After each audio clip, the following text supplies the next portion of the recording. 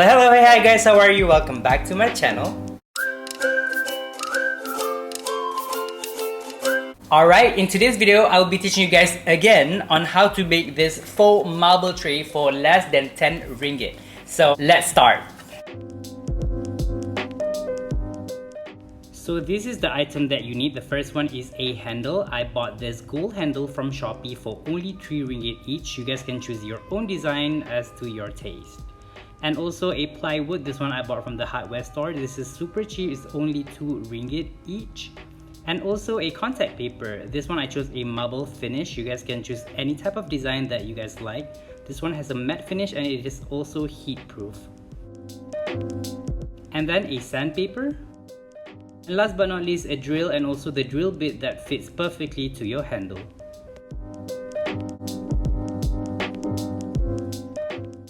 First, you're going to take your plywood and you can see the edges over here. It is not clean. That's why we need the sandpaper, so we can sand it down to have a nice smooth finish. Now take your handles and put it onto the surface of the plywood and to see where do you want the handles to be.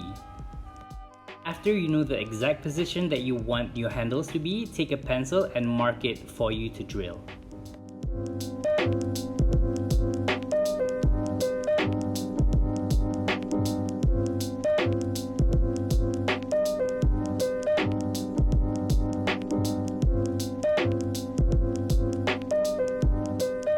And now the drilling is done. You can see the 4 holes over here which are perfectly placed for the handles. And now you're just going to place the handles back again just to see that the holes are accurate. And now this is very self-explanatory. Basically, take your contact paper and measure it to the size accordingly.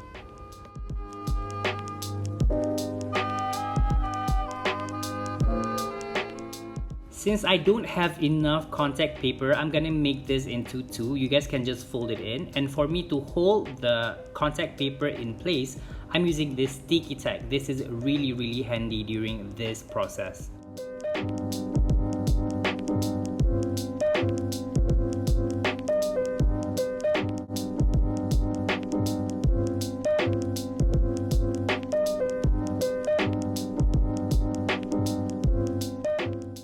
After you have peeled the contact paper, now you're gonna place the plywood on top of the contact paper on the sticky side and fold the edges inwards.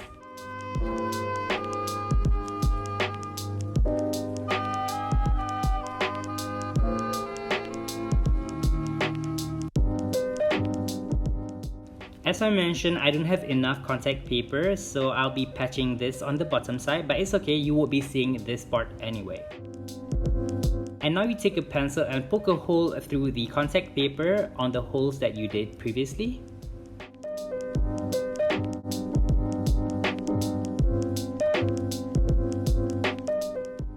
And we are almost done, so take your handles and place it accordingly to the holes that you made, and it is time to screw it in.